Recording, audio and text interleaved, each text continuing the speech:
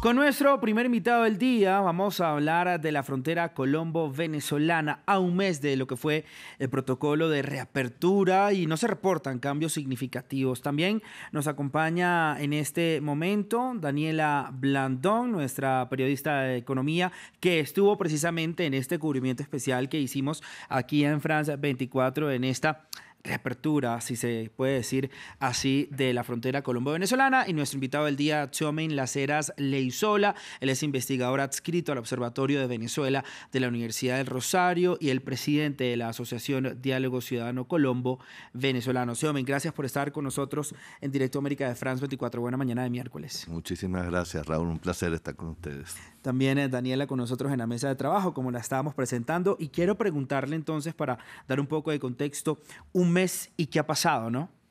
Bueno, quería empezar diciendo que a mí me parece un hecho positivo, efectivamente, que las fronteras se haya abierto, sobre todo para las poblaciones que hacen vida en la frontera. Creo que es un hecho básicamente positivo y en general, pues para ambos países, para el comercio, incluso para los migrantes, ¿no? Sin embargo, lo que hemos visto en este primer mes es que el entusiasmo inicial que habían mostrado ambos gobiernos, ¿no?, con los efectos positivos que iba a traer esta reapertura, no se ha dado, por lo menos en el nivel, digamos, de entusiasmo que había, ¿no? Aparentemente el intercambio que ha habido hasta ahorita en la frontera de carácter comercial ha sido un intercambio menor. Están hablando en 30 días de 67 camiones, creo. Eso da un promedio de poco más de 2 camiones por día.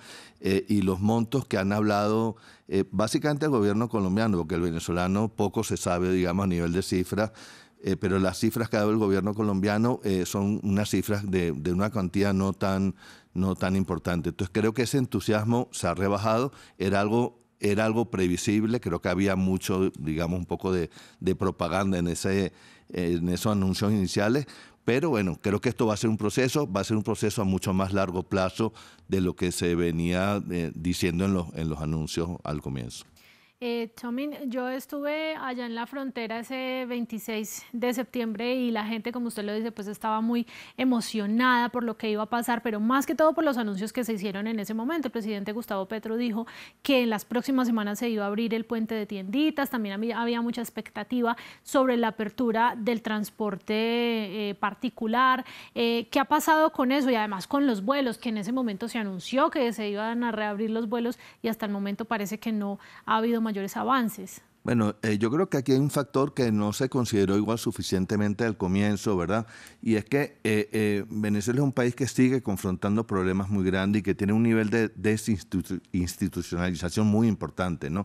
Entonces, reanudar, digamos, toda la relación implica, por ejemplo, a nivel comercial, reactivar aduanas, todo el tema fitosanitario, todo el tema de impuestos, por ejemplo, ¿no?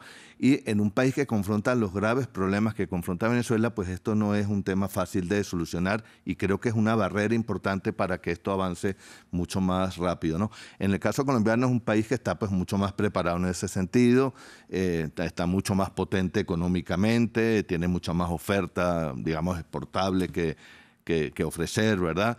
Y tiene una institucionalidad también que funciona, ¿no? Es curioso que los reportes que hemos escuchado indican que todavía se siguen utilizando mucho las trochas. Entonces, si están abiertos los pasos regulares, es un poco contradictorio que las trochas se sigan utilizando.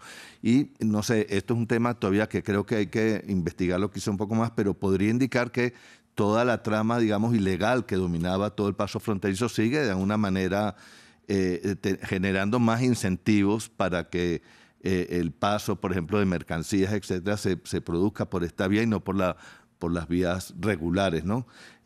Insisto, esto va a ser quizá una cosa que en el tiempo es donde se irá poco a poco regularizando, si los incentivos que se dan para que el paso regular por la frontera sean mayores que los incentivos, digamos, por los pasos irregulares. Hablando de esos pasos irregulares, sí, sin duda es algo que evidentemente tienen que atacar tanto el gobierno colombiano como el gobierno venezolano, porque también precisamente ese mismo día el presidente Gustavo Petro en su discurso que dio en este acto protocolario de una reapertura de las fronteras dijo que incluso funcionarios venezolanos estaban involucrados en todas estas mafias, evidentemente, que hay por las trochas para que la gente pueda pasar, sobre todo la mercancía, ¿no? Entonces, evidentemente, la seguridad también también es un punto importante para que se dé toda esta reapertura, ¿no? También hacía referencia a funcionarios venezolanos trabajando en estas mafias. Entonces, evidentemente, es un proceso que debe ser bastante largo para tratar de sanear todas estas áreas. Sí, así es. Hay un dato, hace poco una amiga que vino a Colombia desde Venezuela y que vino por tierra, me indicaba que en el camino entre Caracas y Cúcuta pasó por 13 alcabalas con diferentes cuerpos de seguridad. Un poco traspasemos esto al comercio. Sí, una mercancía colombiana que tiene que llegar al centro de Venezuela tiene que pasar por 13 Claro. alcabalas de seguridad, pues eso no es ningún incentivo para el comercio formal, ¿no? Entonces, esto nos da una idea de las dificultades, digamos, que se encuentran. Y luego hay un hecho fundamental también. Venezuela es un país todavía en crisis económica importante.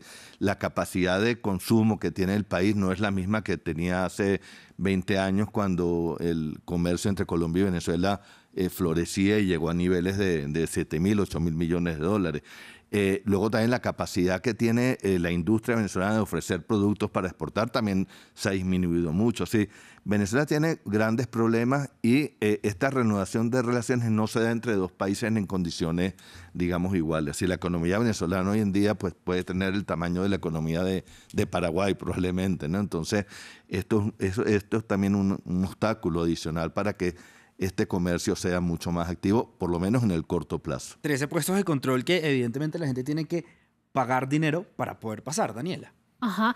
Y también sobre lo que estaba diciendo, me parece importante como saber cuáles son esos productos entonces que estamos comerciando, porque 2 camiones diarios no son mucho. ¿Qué es lo que le puede ofrecer hoy Venezuela a Colombia? Porque entiendo que Venezuela está enviando más a Colombia de lo que Colombia está enviando a Venezuela. Sí, en esto ha habido poca información, bastante confusa y a veces creo que contradictoria, ¿no?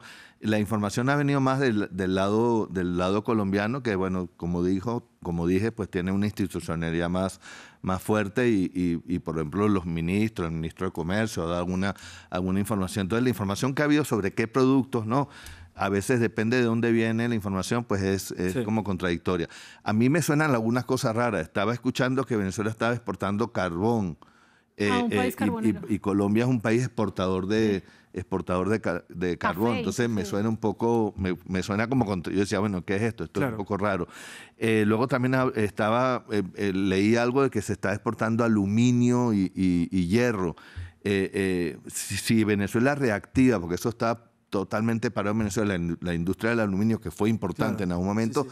Eso significaría apagar del todo a Venezuela, que ya está muy en penumbra, porque se necesita mucha electricidad para producir aluminio. Entonces me parece muy raro que se esté exportando aluminio sí. Lo mismo pasa con productos siderúrgicos, ¿no? Entonces yo creo que hace falta todavía más transparencia y saber bien exactamente con estadísticas claras de los ministerios, de ambos gobiernos, qué se está moviendo o no se está moviendo en la frontera. Se han dicho algunas cosas, pero sí, que lucen muy extrañas. Y que además, para finalizar, ya se abrieron nuevas rutas aéreas, digamos, se autorizaron para más aerolíneas y todavía las que están autorizadas no han salido. Entonces, muchas cosas por esperar que pasen realmente tras este protocolo.